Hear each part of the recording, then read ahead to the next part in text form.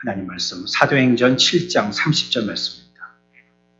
40년이 참에 천사가 시내산 광야 가시나무 떨기의 불꽃 가운데에서 그에게 보이거늘 모세가 그 광경을 보고 놀랍게 여겨 알아보려고 가까이 가니 주의 소리가 있어 나는 내 조상의 하나님 즉 아브라함과 이삭과 야곱의 하나님이라 하신대 모세가 무서워 감히 바라보지 못하더라.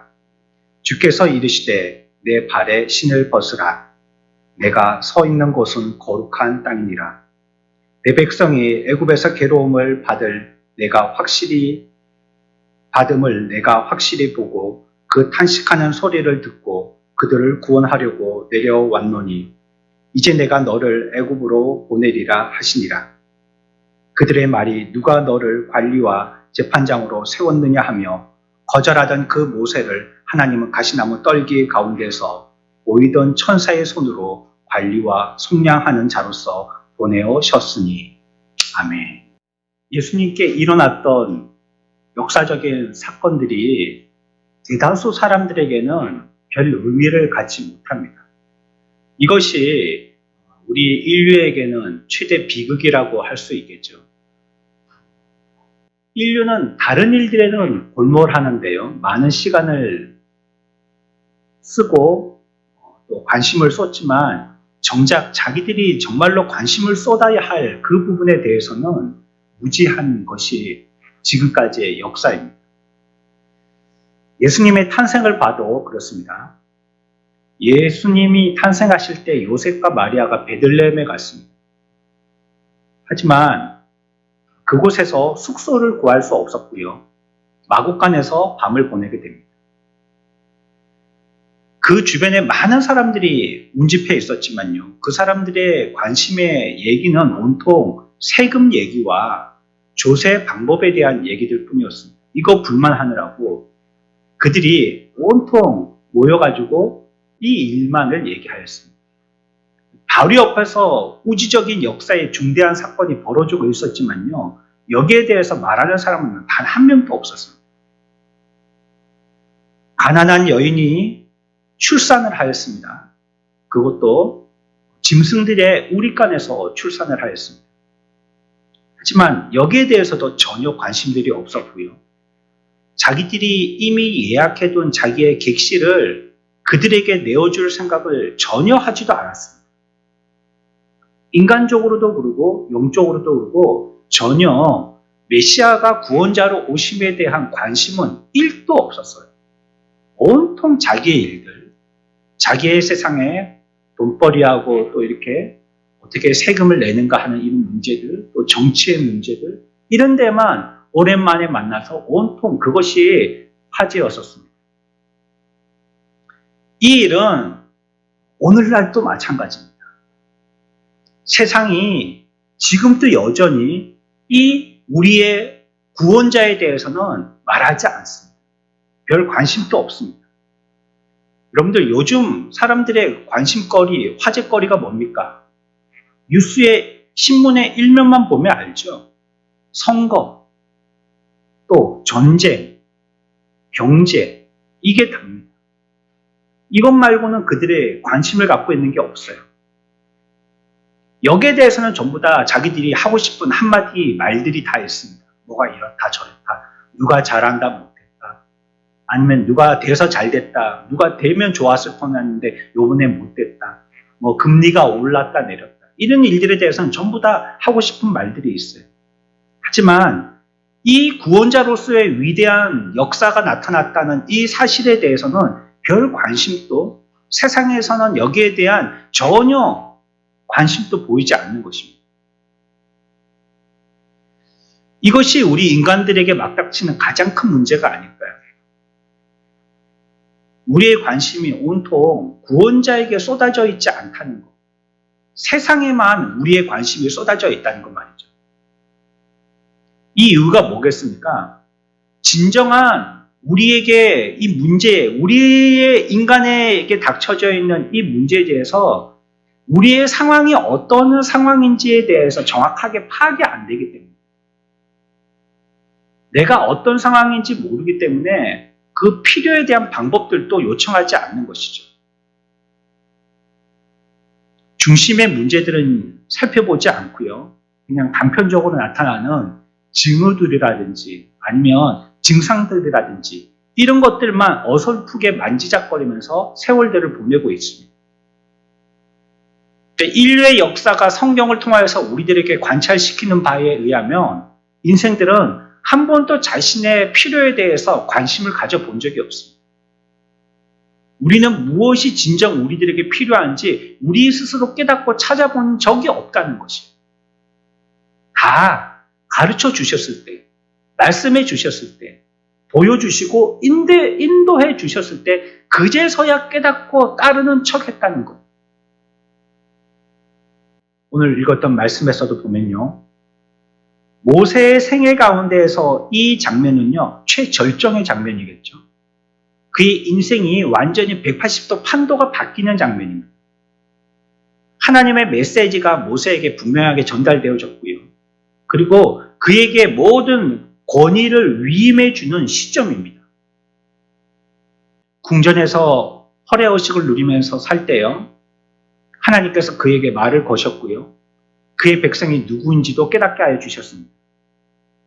하나님의 명령을 따라서 모든 자랑거리를 버릴 준비도 시키셨습니다. 하지만 모세가 백성들에게 가까이 갔었을 때 백성들은 모세를 거절했죠. 그래서 모세는 목숨을 부지하기 위해서 미디안 땅으로 도망쳐 나오게 됩니다. 거기서 40년을 살았고요. 그렇게 꾸역꾸역 살던 한 지루하고 단조로운 오후에요. 가시나무 불이 붙었지만 타지 아니하는 이런 희한한 일들을 목격하게 됩니다. 그리고 거기서 천사의 음성을 듣게 됩니다. 그게 32절의 말씀이죠. 우리 32절의 말씀 다 같이 한번 읽어보겠습니다. 같이 읽습니다.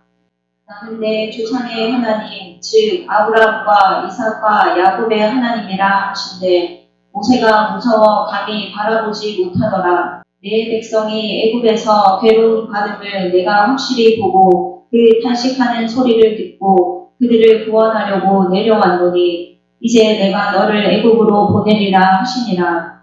아멘. 우리가 여기서 들어야 될 말씀이 있는데요. 하나님께서요. 세상에 대해서 이 개인적인 모세의 역사에 개입하시는 장면인데 여기에 대해서 하나님은요. 절대 그가 하시려고 하셨던 계획과 목적을 잊지 않으셨다는 거예요. 하나님은 하나님이 하실 일이 무엇인지를 잊지 않으십니다. 32절에서 그래서 얘기하기를 나는 내 조상의 하나님이라고 말씀하십니다. 아브라함과 이삭과 야곱의 하나님이다 라고 말씀하시는 거예요. 무슨 말씀이에요? 약속하신 대로 지키는 하나님, 언약의 하나님이다 이 뜻입니다. 이 말을 할 때 아브라함과 이삭과 야곱의 하나님이라는 이런 표현을 씁니다. 약속하면 반드시 지키시는 하나님. 꼭 그 약속을 기억하고 있다가 반드시 그대로 이루시는 하나님이라는 뜻입니다. 하나님은 세상을 완벽하게 만드셨죠. 그런데 인간이 죄를 짓고요. 반역해서 이 세상은 무질서하고 혼란이 들어왔고 불행이 시작되었습니다. 만약에 하나님께서 타락했던 인간의 처음의 모습 그대로를 내버려 두셨다면요. 지금 우리는 존재하지 못했을 것이고요. 이 세상도 오래전에 심판으로 말미암아 남겨지지 못하고 다 사라져 버렸을 것입니다. 그렇지만 이 세대가 지금까지도 존립하고요. 우리가 그래도 이와 같이 구원을 이루는 믿음의 삶을 살 수 있었던 것은 이유가 뭡니까? 단 한 가지밖에 없어요. 하나님이 이 세상과 저와 여러분들에 대해서 그 관심과 구원의 언약의 약속을 잊지 않으셨기 때문입니다. 지금도 전쟁이 일어나고 있잖아요. 예전에는 처음 전쟁이 발발했을 때 우리는 이쪽 편을 쓰겠다 하면서 뭐 이만큼 지원도 해주고 무기도 지원해주고 뭐 돈도 지원해주고 사람도 지원해준다고 했고 이런저런 경로를 통해 가지고 지원해준다는 많은 말들이 있었고 그것을 아주 온 세상을 갖다 어지럽게 했었습니다. 과연 어떻게 될 것이냐, 예전과 같이 또 냉전 시대로 돌아갈 것이냐 이런 것 때문에 모든 나라들이 촉각에 곤두서 있었었죠. 그런데 그게 1년이 지나고 2년이 다 가까이 가게 되니까 이제 그게 어떻게 된 것인지 사람들 기억 속에서도 흐릿해지고 예전의 약속들도 흐릿해지고 앞으로 미국의 대통령이 누가 될 것인가에 따라서도 이제 세상의 전쟁, 이와 같은 판도도 어떻게 될 것인지에 대해서도 가늠할 수 없게 되어졌습니다. 이 약속들이 흐릿해진 것이에요. 세계가 같이 공동으로 무엇인가 해보겠다고 했던 그 약속들이 흐릿해진 것입니다. 지금도 북한을 규제하고 제재했던 이 세계의 유엔에서의 약속의 어떤 한 기구가 이제는 시기가 다 돼가지고요. 그 시기에 그 힘이 이제 잘 빠지게 되어졌어요. 그래서 예전에 어떻게 하겠다 했던 전 나라들의 그래 공동의 약속들이 이제 흐릿하게 되어졌어요. 중국도 반대하고 러시아도 반대하기 시작하면서 이제 세상의 세계 공조가 흐릿한 그런 약속들이 흐릿하게 되어졌어요. 그러나 세상의 주인이신 하나님은요, 여전히 세상에 관심을 기울이고요. 세상의 구원을 약속하신 대로 그 구원을 이루어 가신다는 것을 우리는 기억해야 됩니다. 혹시 세상에는 그와 같이 큰 나라들, 그 대표들끼리 했던 그 명확한 약속조차도 시간이 지남에 따라서 흐릿해지지만 하나님의 우리의 인류에 대한 구원의 약속은 전혀 흐릿해지지 아니하고 아브라함과 이삭과 야곱의 하나님이라고 분명히 우리들에게 얘기하신다는 거예요. 에덴 동산에서 약속하셨고요. 이 세 조상들에게도 약속하셨습니다. 그리고 오늘 모세에게도 그 약속을 새롭게 하고 상기시키고 계신 것입니다. 그러나 처음에 말씀드린 것처럼 세상의 문제는 뭐라고 했습니까? 이 하나님의 계획과 목적, 그분의 소문과 복음에 대해서는 우리들은 관심이 없고요. 그저 세상에만 관심이 있다는 거예요. 세상의 정치가가 뭐라고 얘기하는가, 철학자들이 뭐라고 얘기하는가, 여기에만 관심과 우리의 마음을 쏟고 있다는 것입니다. 정치는 세상의 참 소망이 될 수 없습니다. 우리들에게 작은 기대를 갖게 하지만요, 얼마 지나지 않아 그 기대는 곧 실망으로 바뀌고 맙니다. 이제 누구를 의지해야 되겠습니까? 하나님께서는 모세에게 말씀하셨어요. 나는 약속을 잊지 않았어. 아브라함과 이삭과 야고보 때와 동일한 하나님으로 영존하시고 영원하신 하나님으로 내 앞에 설 거야 라고 지금 모세에게 얘기하고 계신 것입니다. 그러면서 하나님이 자신을 갖다가 뭐라고 소개하시냐면요. 하나님은 여호와 하나님이심을 말씀합니다. 출애굽기 6장 3절의 말씀입니다. 함께 읽겠습니다. 내가 아브라함과 이삭과 야곱에게 전능의 하나님으로 나타났으나 나의 이름을 여호와로는 그들에게 알리지 아니하였고. 아멘. 나의 이름은 뭐라고요? 뭐로 알리지 않았다고요? 여호와로는 알리지 않았다는 것입니다. 왜 여호와라는 뜻은 잘 알고 계시죠? 나는 나고 앞으로도 나다라는 뜻입니다. 여호와라는 뜻이. 나는 변함이 없어. 나는 이전부터 나였고 지금 또 나고 앞으로도 나야. 이 뜻이 여호와라는 뜻입니다. 영원히 하나님은 변치 아니하시는 하나님이시다는 뜻이에요. 그때 하나님이나 지금의 하나님이나 앞으로의 하나님은 동일한 하나님일 거고 과거에 했던 약속이나 지금의 약속이나 미래의 약속은 동일하게 지켜질 것이라는 걸 약속하세요. 이게 여호와라는 뜻이죠. 나는 나다. 영원히 나다. 라고 말씀하시는 것입니다. 물론 40년 동안 모세가 볼 때요. 아무것도 일어나지 않았기 때문에 앞으로도 아무것도 일어나지 않을 것처럼 느껴질 수 있습니다. 하나님께서 하나님이 허용하시는 여러 가지 일들이 일어나기는 허용을 하시지만요. 하나님은 결코 그 일들이 다양하게 일어나신다고 할지라도 그 목적은 잊지 아니하신다는 거예요. 모습은 어떻게 나타난다 할지라도 한 번 나였던 하나님은 영원히 나라고 말씀하신다고 말씀하세요. 그러니까 하나님의 그때 그분의 때가 되면 그 일은 반드시 이루어질 거라고 얘기하는 것입니다. 그래서 오늘 34절에 보면요. 내 백성의 애굽에서 괴로움을 받음을 내가 확실히 보고라고 얘기하고 있습니다. 그 하나님이 약속하심과 하나님의 백성에 대해서 하나님이 끊임없는 관심을 가지심에 대해서 이렇게 표현하셨어요. 내 백성이다라고 이렇게 말씀하세요. 이 내 백성이라고 표현하신 이 내 백성들의 예전의 반응은 어땠습니까? 여러분들 잘 아시듯이요. 모세가 구원자로서 백성들 앞에 섰을 때 이 백성들의 반응은요, 반발이었어요. 그들이 이스라엘로서 애굽에서 비참한 삶을 살고 있었지만 그들에게 구원자를 보내주신 그들의 반응은요, 반발로서 드러났던 것입니다. 그러니까 내게 이런 구원자, 우리를 인도할 이 모세, 애굽의 노예 생활 가운데서 우리에게 자유함을 줄 어떤 리더, 그런 사람 필요 없다라는 것이 이스라엘의 반응이었습니다. 누가 우리를 재판할 재판관으로 삼았냐고. 언제 우리가 너를 갖다가 우리를 인도할 인도자로 삼았냐고. 우리 그거 필요 없다라고 반항하고 반대했던 그 사람이 구원자였고 한 인물 모세였었습니다. 여러분, 하나님이 우리와 동일하지 않다는 것에 대해서 감사해야 합니다. 우리의 어떠한 모습과는 상관없이요, 구원의 모습을, 구원의 계획을 전개시키신다는 것에 대해서 감사해야 합니다. 그들은 반역하고 또 침뱉고 교만하고 항명하고 오히려 욕하고 그랬지만요, 우리의 반응과는 상관없이요, 하나님은 스스로를 구원자라고 말씀하시고 우리들에 대해서 부르실 때도 내 백성이라고 불러주셨다는 것이에요. 그분의 계획은 우리의 삶의 태도와 모습과는 전혀 상관없이 그분의 계획대로 인도하신다는 것이 우리에게는 너무나도 큰 복인 것입니다. 하나님은 우리의 있는 모습 그대로를 이처럼 사랑하사 독생자를 보내주신 것입니다. 바울이 어땠습니까? 그리스도를 미워했고요. 그리스도의 모임으로 모이는 모임을 핍박한다는 것 때문에요. 은밀히 모였지만요, 그 은밀한 모임조차도 파괴하려고 따라당겼습니다. 뿌리 뽑기 위해서 살기가 등등했고 위협하였습니다. 그리고 다메섹으로 가던 중에 주님을 만나게 됩니다. 이후에요, 갈라디아 교회에 편지를 쓰면서 바울은 이렇게 고백합니다. 갈라디아서 2장 20절입니다. 그의 주에 대한 고백의 말씀입니다. 같이 읽습니다.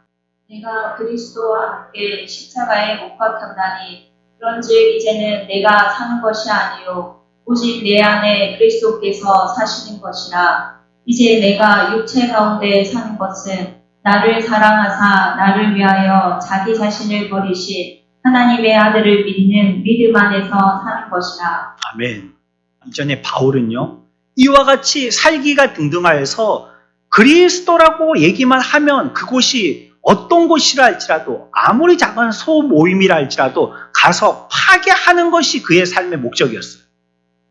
깨뜨리고 둘도 하나가 되지 못하도록 가서 반대하고 위협하고 서로 거리를 벌어뜨리는 이 일을 하는 것이 바울의 주 업무였어요. 그러나 이제 하나님을 만나고 난 다음에 끊임없는 하나님의 계획과 사랑으로 그가 깨어지고 난 다음에 그는 이렇게 고백했습니다. 나를 사랑하사 나를 위하여 자기 자신을 버리시니라고 고백하고 있어요. 그분이 나를 사랑하고 계신다는 걸 기억하고 있었다는 거예요. 나를 사랑하신다는 그 마음을 이제는 깨달았다라고 얘기하고 있습니다. 디모데에게 자신의 변화를 또 이와 같이 고백합니다. 디모데전서 1장 13절 말씀입니다. 이 말씀 또 한번 우리 같이 읽어봅시다. 같이 읽읍시다. 네가 전에는 비방자요 박해자요 폭행자였으나 도리어 긍휼을 입은 것은 아멘. 내가 전에는 비방자고 박해자고 폭행자지만 지금은 어땠다고요? 어떻게 변했어요? 긍휼을 입은 자가 됐다는 것입니다.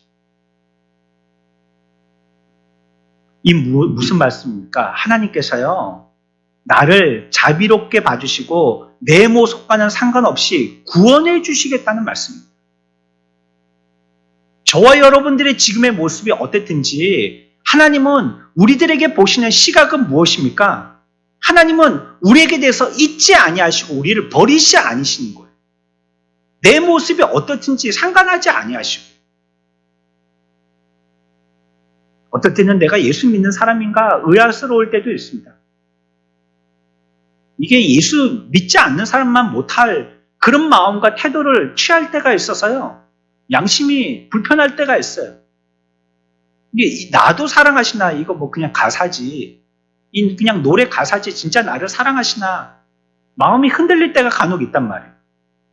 그래서 성경은 우리들에게 분명히 말씀하시는 게 세상을 버리지 않고 기억하고 계신다는 거. 내가 너희들에 대해서 구원의 보증은 너희들의 상황과 형편에 따라서 바뀌는 것이 절대 아니라고 말씀하시는 거예요.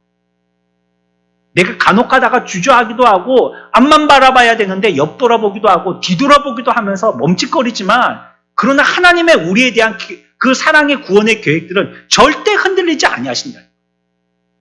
여전히 나는 너희들을 사랑하고 있고 여전히 나는 너희들을 긍휼의 눈으로 보고 계신다는 거예요. 여러분들이 자녀들이 혹시 자라가다가 그 아이들이 몸부림할 때가 있지 않습니까? 반항하고 말 안 듣고 그렇게 착하던 아이가 이제는 부모의 말을 귀뚱으로도 안 듣고 방문 꽝 닫고 들어가고 드문불출하고 어둠의 자식처럼 방에 불도 안 켜고 게임만 하고 있다든지 휴대폰만 보고 있다든지 밥을 갖다가 어디 교도소에다가 음식 넣어주지 살짝 넣어줘야지 그제서야 한 숟가락 뜨고 그리고 다 먹고 나서도 치우지도 않고 책상에 그대로 올려놓고 학교 가고 방은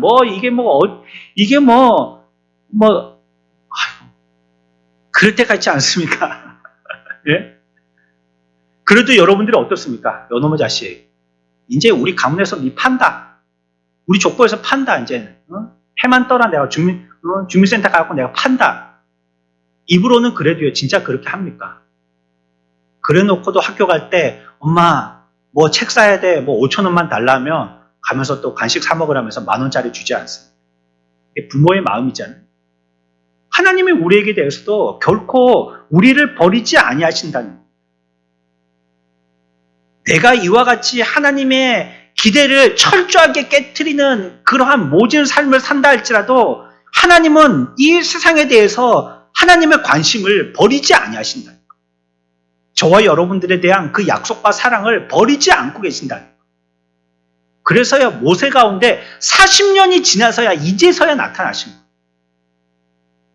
예, 물론 그건 모세의 시각의 표현입니다. 이제서야 나타났다는 거죠. 하나님께 봤을 때는 그게 적절한 때이지만요. 우리가 보기에는 하나님이 잊어버리신 것처럼 많은 시간이 지나도 아무 변화도 일어나지 않을 수도 있다는 거예요. 그러나 잊지는 않으셨다는 거예요. 왜냐하면 그분은 여호와 하나님이시다. 과거에도 하나님이시고 지금 또 하나님이시고 미래에도 동일한 하나님이실 테니까 그 말씀 또 변하지 아니하신다라고 얘기하고 있는 겁니다. 우리의 모습과 상관없이요. 악한 자라도 개의치 않고 구속해 주실 것을 오늘 성경은 우리들에게 약속하고 있는 거예요. 하나님이 나 같지 않은 게 얼마나 다행입니까?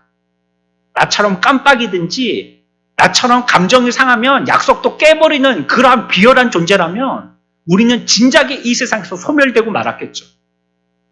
그러나 하나님의 그 넓으신 사랑은 우리가 다 헤아릴 수 없다는 게 나 같은 모든 인류의 사람들이 다 주님 앞에 배반하고 배신하고 등 돌릴지라도 그분은 우리에 대한 사랑이 결코 변함이 없다는 거예요.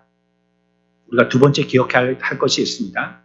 하나님께서는요. 그 사랑과 자비하심과 불쌍히 여기시는 마음 때문에 약속하시고 구원 계획을 세우셨다는 거예요.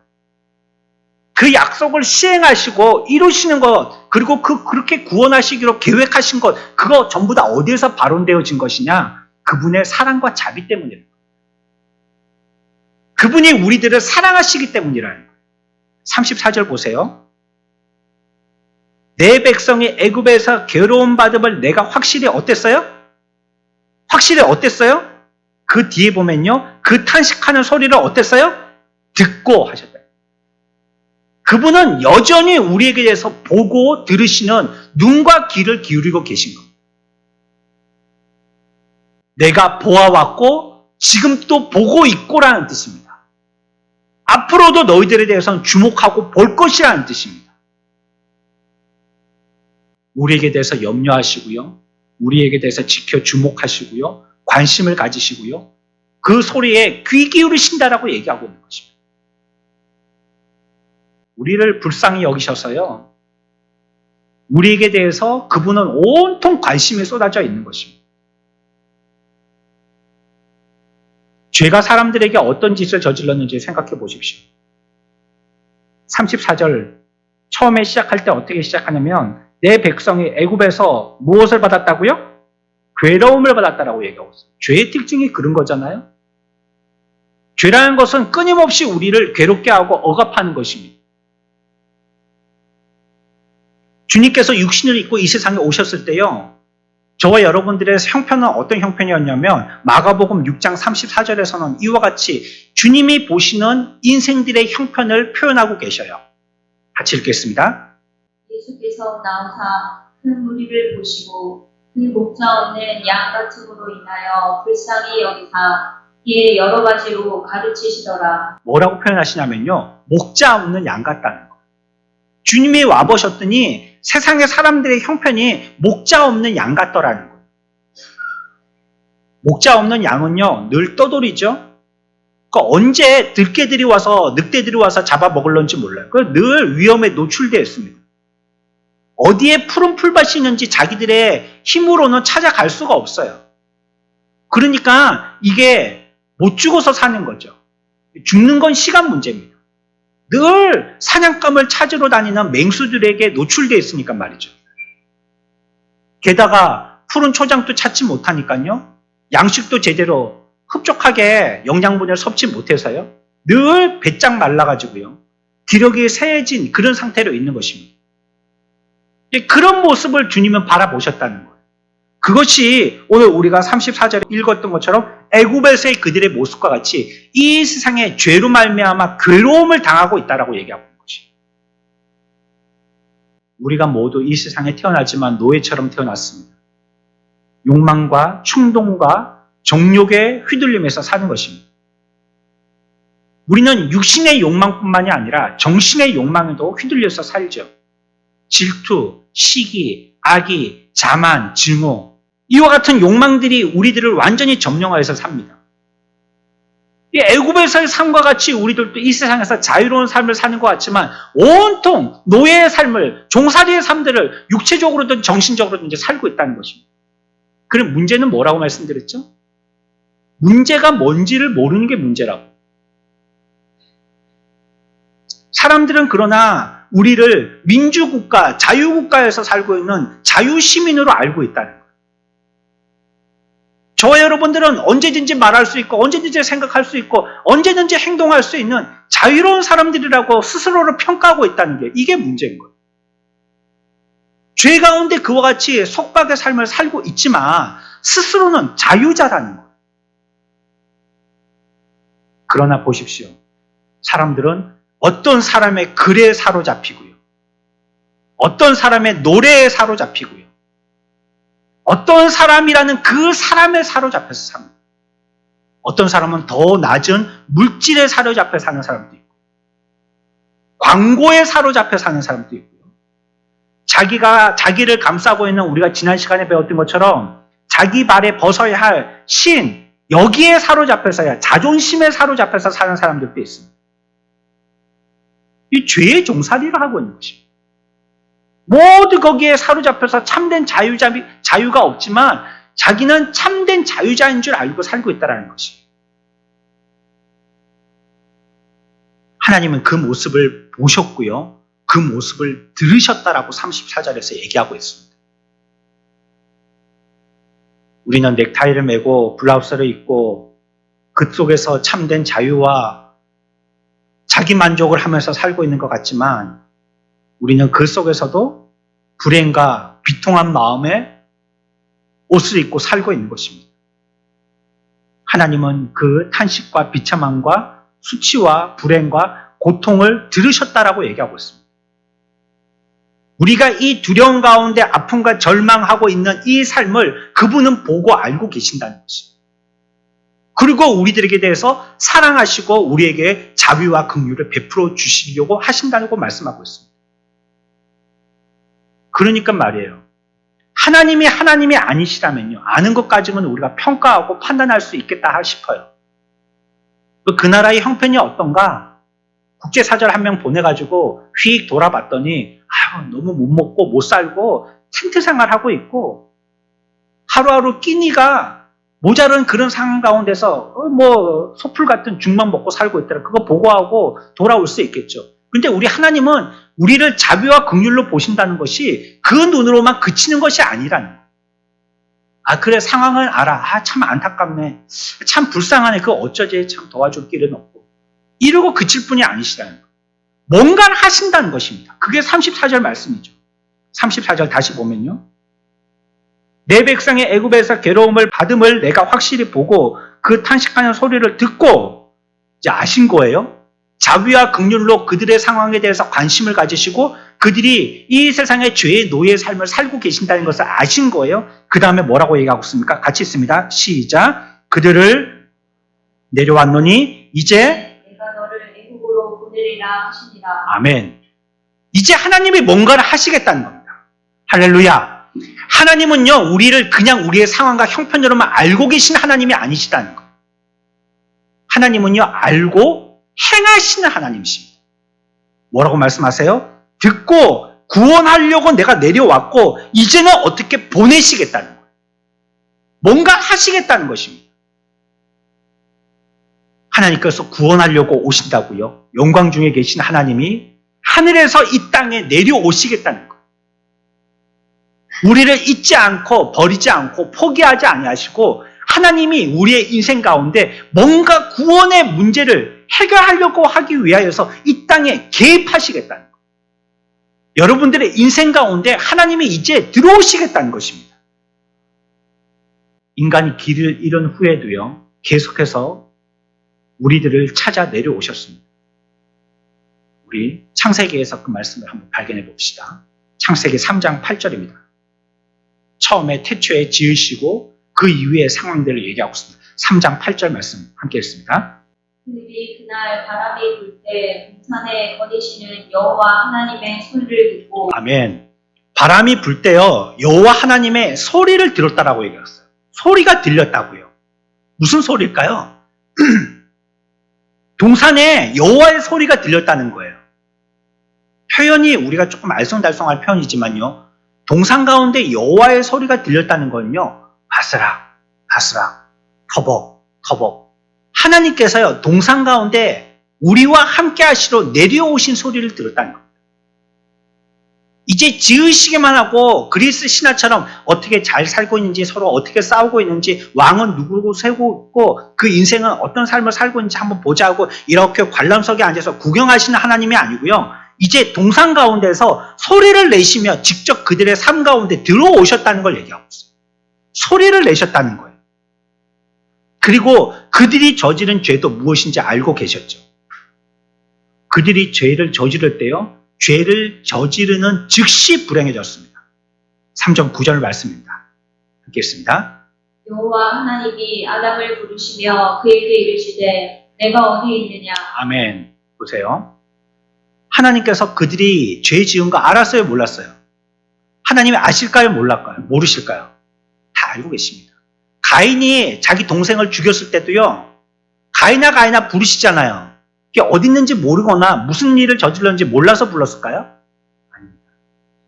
하나님은 우리를 부르시고 계셔요. 이게 하나님이 우리에게요, 기회를 주시는 거예요. 우리의 양심을 통해서든지 상황이든지 말씀을 통해서든지 여러분들에게 말씀하고 계실 때는요, 기회를 주시는 거예요. 그때 우리들은요, 돌 뒤에나 나무 뒤에 가서 숨으면 안 돼요. 내가 내 동생을 지키는 사람입니까? 변명하면 안 돼요. 바로 즉시 튀어나와야 돼요. 그게 여러분들의 살 길입니다. 하나님이 몰라서 우리들에게 묻고 계신 게 아니에요. 네 동생 어디 있디? 야, 너희들이 무슨 일을 저지른 거야 지금? 이게 몰라서 질문하시는 게 아니라면 다 알고 계세요. 그런데 지금 뭐라고 부르시냐면 이 시대 내가 어디 있느냐. 이게 뭘 하겠다는 말이죠? 우리와 얘기해 보시겠다는 거예요. 한 번씩 국제조약 같은 거 맺을 때 보면 답답할 때가 있죠.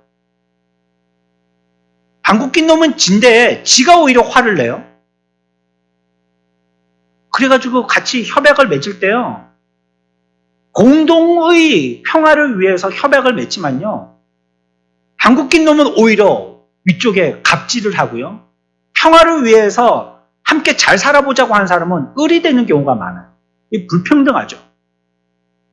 그러나 그렇게 해서라도 그가 더 이상 폭력적이지 않도록 하기 위해서 그렇게 약속을 해보는 거죠. 지금 죄를 저지르고 하나님의 말씀에 대해서 반역하고 반응했던 자들은 인간들이고 아담과 하와예요. 근데 그들을 위하시고 사랑하시고 자비와 긍휼의 눈으로 보시고 얘기를 건 쪽은요, 하나님이 먼저란 말이에요. 하나님 이쯤 되면 나를 용서해 주십시오. 내가 잘못했습니다. 제발 목숨만 살려주십시오. 이래야지 우리가 정상인데요. 우리들은 아닌 척, 안 한 척, 모르는 척, 못 들은 척, 남 핑계대고 그러고 가만히 서 있다는 거예요. 안 들키면 장땡이고 들키면 아쉬운 거고 그러고 서 있다는 거예요. 그런데 이 모습을 다 아시는 하나님께서는 먼저 우리에게 대화를 걸어오셨습니다. 내가 어디 있니? 우리 얘기 좀 해보자. 일로 와봐라. 네 상황이 지금 동서남북 분간이 안 가고 깜깜해서 어디로 가야 될지 모르겠지. 죄의 감옥에 갇혀서 앞길이 깜깜하지. 일로 와봐. 나하고 한번 얘기해보자. 하나님이 먼저 우리에게 대화를 요청하신 거예요. 이게요, 오늘 읽었던 3장 9절에 내가 어디 있느냐 이 말씀 있죠. 이게 복음의 시작입니다. 복음은 항상 나에게 먼저 찾아온 것입니다. 우리에게 구원의 길을 제시해 주신 것이 복음입니다. 내가 찾은 게 아니란 말이에요. 내가 요청하거나 내게 하나님께 제안한 게 아니란 말이에요. 하나님이 내게 먼저 찾아오셨어요. 너 힘들지? 어렵지? 네 길이 깜깜하지? 동서남북 분간이 안 되지? 죽겠지? 없어졌으면 좋겠지? 그때 먼저 찾아오신 분이 주님이시라는 거예요. 그분이 복음으로 우리에게 찾아오셨어요. 오늘 모세에게 찾아오신 것이고 아담과 하와에게 찾아오신 것입니다. 그래서 그분이 성육신 하셔서 예수 그리스도 인간의 몸을 입고 이 땅에 오신 것입니다. 한번 얘기해 보자고. 내가 너희들 얘기 들어볼 테니까 얘기해 보자고. 구원의 길이 어디 딴 데 있디? 그래 해보니까 구원을 받을 수 있디? 한번 얘기해 보자고. 구원의 길은 그렇게 얻는 것이 아니야. 하나님이 내신 유일한 길만이 그것이 오히려 우리들이 살 수 있는 유일한 구원의 길이야 라고 우리에게 말씀해 주시려고 오셨다는 거예요. 소돔이 멸망하기 전에요. 그거 그냥 멸망시킨 거 아닙니다. 이스라엘이 전멸되기 전에요. 하나님이 전멸되도록 가만히 냅둔 것이 아닙니다. 그들에게 먼저 구원받을 길을 요청하시고 그들에게 내신 분은요, 오로지 하나님이셨어요. 너희들이 이렇게 죄악의 도성 가운데 살아도 살 길이 있다. 이렇게 하면 산다. 애굽의 멸망 가운데 종살이해도 살 길이 있다. 이렇게 하면 살다. 꼭 먼저 말씀하시고 제안하신 분은요, 하나님이세요. 빌립보서 2장 5절 말씀입니다. 그 하나님이 우리들을 이와 같은 자비와 긍휼의 눈으로 보시고 이와 같이 나에게 내려와서 찾아와 우리에게 먼저 말씀을 건네주셨다는 거예요. 그분은 어떤 모습일까요? 우리 8절까지 같이 읽습니다. 너희 안에 이 마음을 품으라. 곧 그리스도 예수의 마음이니 그는 근본 하나님의 본체시나 하나님과 동등됨을 취할 것으로 여기지 아니하시고 오히려 자기를 비워 종의 형체를 가지사 사람들과 같이 되셨고 사람의 모양으로 나타나사 자기를 낮추시고 죽기까지 복종하셨으니 곧 십자가에 죽으시니라. 아멘. 그분이 성자로서 하나님의 아들로서 이 땅에 오셨어요. 우리의 구원을 위하여서 이러한 모습으로 내게 다가오셨다는 거예요. 화해는 어떤 사람이 잘난 사람입니까? 먼저 하는 사람입니다. 뒤에 하는 사람은 못난 사람입니다. 찢고 볶았더라도 먼저 화해를 내미시고 그 사람이 잘난 사람입니다. 내가 피해자라 할지라도 그 사람에게 먼저 말을 건네는 사람이 잘난 사람입니다. 저는 그런 거 느낄 때가 가끔 있습니다. 여러분들이 목사와 늘 사이가 좋은 게 아니시잖아요. 어떨 때는 오해하기도 하고 어떨 때는 서로 말하지 않았는데 뭔가 벽이 생길 것 같을 때가 있어요. 근데 난 너무 감사할 때가 언제냐면요. 여러분들이 먼저 만나자고 저한테 제의해 주십니다. 저는 간이 작아가지고요. 혹시 얘기했다가 더 문제를 불거지게 만드는 게 아닌가 싶어서 조리고 가만히 있단 말이에요. 근데 생각은 그에게 끊임없이 가 있어요. 늘 기도할 때 그 사람 얼굴이 먼저 떠올라요. 1번이죠. 하나님께서 그런데 그 사람의 마음을 감동시키셔서 목사에게 전화하게 하시고요. 어떤 계기를 통해서 만나게 해주시면 저는 그때 막 너무 기뻐서 막 속에서는 막 노래가 나옵니다. 그리고 제가 돌아와서 하는 생각이 있어요. 늘 동일한 생각이죠. 그 사람이 목사보다 잘났구나. 나는 자신이 없고 속이 좁아서 손을 먼저 못 내미는데 그 사람이 나한테 연락을 해요. 그분이 훨씬 나보다 잘났구나. 이런 생각을 할 때가 많아요. 성자 하나님이요, 우리의 인생에게 육신의 모양대로 오셨다는 것. 그에게 있는 모든 표시와 어깨의 견장과 휘장을 다 내려놓고 오셨다는 거예요. 그 저와 여러분들과 동일한 그냥 누더기 옷을 입고 이 땅에 오셨다고 말씀하고 있는 것입니다. 하나님께서 모세를 애굽에 보내리라 하셨던 것처럼요, 하나님은 독생자 예수님을 이 세상에 애굽의 수치와 속박과 괴로움과 공경의 땅으로 내려보내신 것입니다. 보내시겠다라고, 뭔가를 하시겠다라고 말씀하신 것입니다. 자발적으로 우리의 삶 가운데에 모든 무거운 짐과 문제들을 나누시겠다라고 내려오신 것입니다. 애굽으로 모세가 갔지만요, 애굽의 술객들하고 충돌했죠. 자기 백성을 구원해서 우리가 예배하러 광야로 나가야 되겠다라고 했지만 그들은 쉽사리 보내주지 않았습니다. 그러면서 바로와 그의 술객들과 계속 충돌했습니다. 하나님도 하나님의 아들을 이 땅의 세상에 보내셨지만 하나님의 아들을 세상은 쉽게 받아들이지 않았어요. 끊임없이 충돌하였습니다.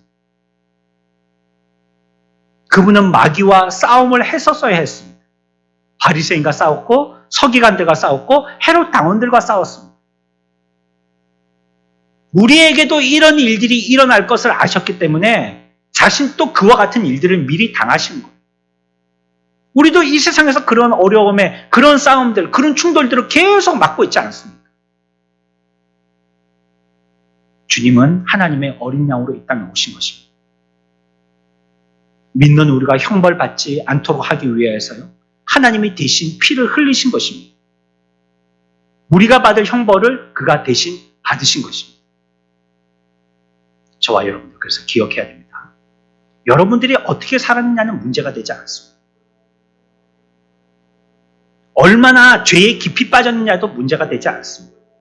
어떤 부끄러운 짓을 했고 어떤 타락할 짓을 했고 육체적으로나 정신적으로나 다른 면에서 어떤 사람이었는지 이것은 별로 문제가 되지 않습니다.